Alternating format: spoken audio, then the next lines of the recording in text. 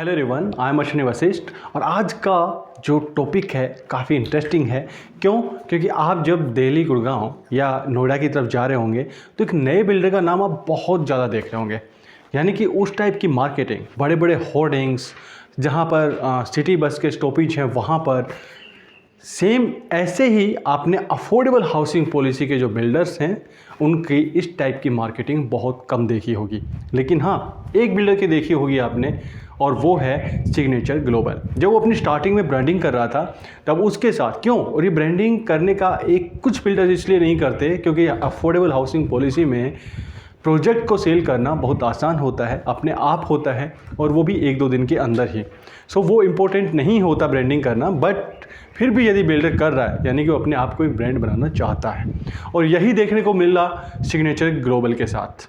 Signature global ने अपने आप को एक ब्रांड बनाया भी और उसके साथ आगे जाकर आपको ऐसे ही सेम ब्रांडिंग, सेम काम करने का तरीका आपने फिर से देखा और वो देखा एमआरजी के रूप में। क्योंकि सिग्नेचर ग्लोबल की जो टीम थी, डायरेक्टर्स और जो उनके पार्टनर्स, उन्होंने अलग होकर अपना एक नई कंपनी की नींव रखी। नाम था एमआरजी और एमआरजी ने सेम उसी तरीके से काम किया जैसे सिग्नेचर ग्लोबल ने अपना काम स्टार्ट किया था। और इसकी वजह से जैसे सिग्नेचर ग्लोबल अपने आप में ब्रांड बना, एमआरजी का भी अपना एक नाम बना और उस पर भी जो क्लाइंट्स हैं उनका फेथ आज तक है। क्योंकि जिन लोगों ने सिग्नेचर ग्लोबल को उस ऊंचाइयों तक पहुंचाया, उनमें से ही कुछ लोग यहाँ पर एमआरजी के रूप में जुड़े और उन्होंने एमआरजी को भी नई ऊंचाइयों तक लेकर गया। लेकिन क्या ऐसा ही आपको याद नहीं आता सेम मार्केटिंग? और अब हम देखेंगे कि गंगा रियलिटी के साथ ऐसा क्यों हो रहा है। उनका सेम तरीका काम करने का नहीं कहूँगा, एक्चुअली मार्केटिंग करने का सेम तरीका क्यों है? क्योंकि गंगा रियलिटी भी पहले एमआरजी का एक हिस्सा थी। उसके जो ओनर हैं, डायरेक्टर हैं और कुछ टीम का हिस्सा पहले एमआरजी का होते थे। आज उन्होंने अपना अलग से एक कंपनी इनकॉर्पोरेटेड की।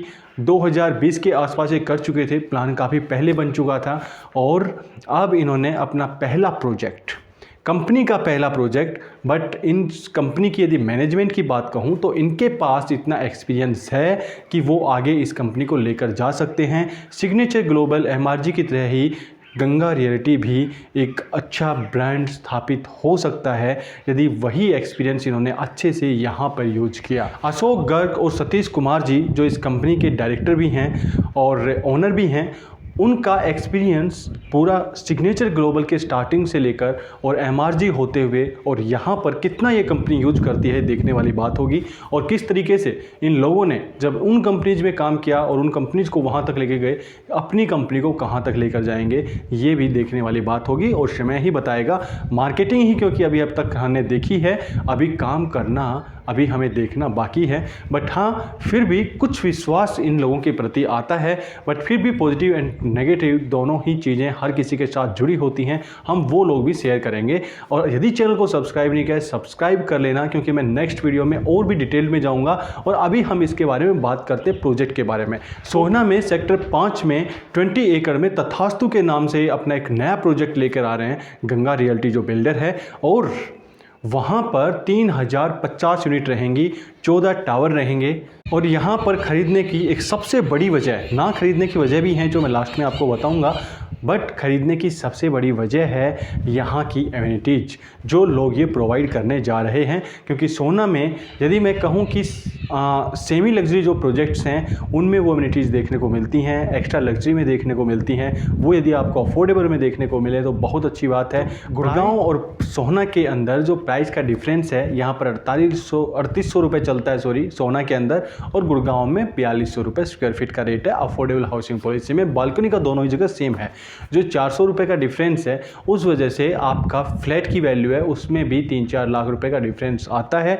इसकी वजह से भी कुछ लोग यहाँ पर कर सकते हैं, एंड यूजर कर सकते हैं, यहाँ की कनेक्टिविटीज़ को देखकर कर सकते हैं। एमिनिटीज़ जैसा कि मैंने पहले बताया, स्विमिंग पूल, क्लब, जो भी अफोर्ड में लग्जरी प्रोजेक्ट्स में होता है वो सब कुछ यहाँ पर मिल रहा है। और दूसरे जो अफोर्डेबल प्रोजेक्ट हैं सोहना के अंदर उनमें आप मिस करेंगे, गुड़गांव में भी इवन आप मिस करेंगे। कुछ ही प्रोजेक्ट हैं कुछ जिनमें ये एमिनिटीज़ देखने को मिलती हैं अफोर्डेबल हाउसिंग पॉलिसी में, इसलिए एंड यूजर वहाँ पर कर सकते हैं। रेंटल यील्ड जो दूसरे अफोर्डेबल प्रोजेक्ट हैं उनसे ज़्यादा ये प्रोजेक्ट आपको देगा।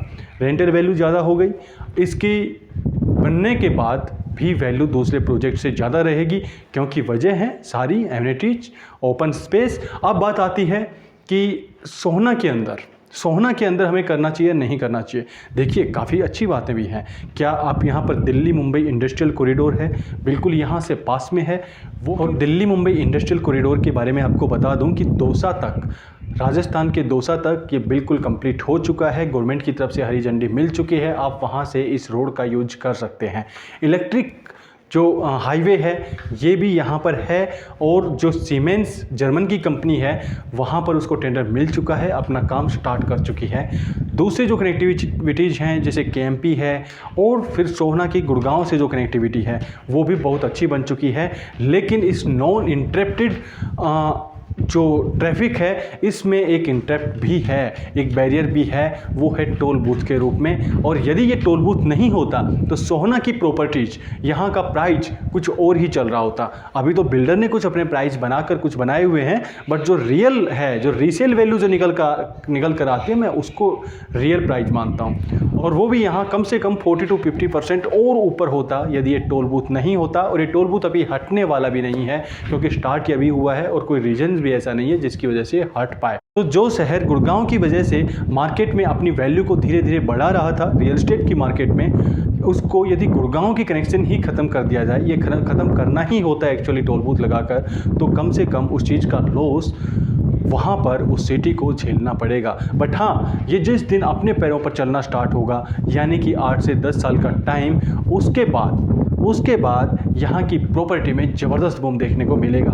इसलिए यहाँ पर आप जो भी लोग इन्वेस्ट कर रहे हैं, ये देख लें कि इन्वेस्ट करने के बाद कम से कम आपको 7, 8, 10 साल वहाँ पर वेट करना है, उसके बाद ही आप सेल करें। यदि आप सोच रहे हैं कि बनते मुझे सेल करना है और वहाँ से निकलना है, यानी कि 1 साल का तो टाइम होता ही है, तब तक तो आप नहीं कर पाते पैसे मिलने के, बट उसके बाद आप कर सकते हैं। सोच रहे हैं कि मुझे 4-5 साल बाद इसको सेल करके निकल लेना है, अच्छा रिटर्न मिल जाएगा, आपको कम से कम उसके बाद 2 से 3 साल और वेट करना पड़ेगा। और दूसरे मेरे वीडियोस सोना पर अभी मैंने बनाए हुए हैं, आप उनको भी चेक कर सकते हैं कि सोना में प्रॉपर्टी में इन्वेस्टमेंट करना कितना अच्छा है और कितना रिस्केबल है। सो लॉन्ग टर्म इन्वेस्टमेंट के लिए यहाँ पर आएँ, एमिनिटीज़ के लिए यहाँ पर आएँ, एंड यूजर हैं बिल्कुल आएँ, बहुत अच्छा प्रोजेक्ट बनने वाला है। यहाँ पर एप्रिसिएशन के लिए आएँ, बट 8 से 10 साल का वेट करें। और जिनको भी करना है, आपको मेरे नंबर दिए हुए हैं, अपना आधार कार्ड शेयर कर दीजिए, आपको कुछ और बेनिफिट्स भी मिलेंगे, ये भी मैं आपको गारंटी देता हूँ। सर्विस तो अच्छी मिलेगी ही, इस चीज़ की गारंटी बिल्कुल हमेशा आप लोगों को रहती है। इस प्रोजेक्ट के लिए पॉजिटिव हूँ, बट लास्ट में मुझे एक बार डॉक्यूमेंट्स भी देखने हैं,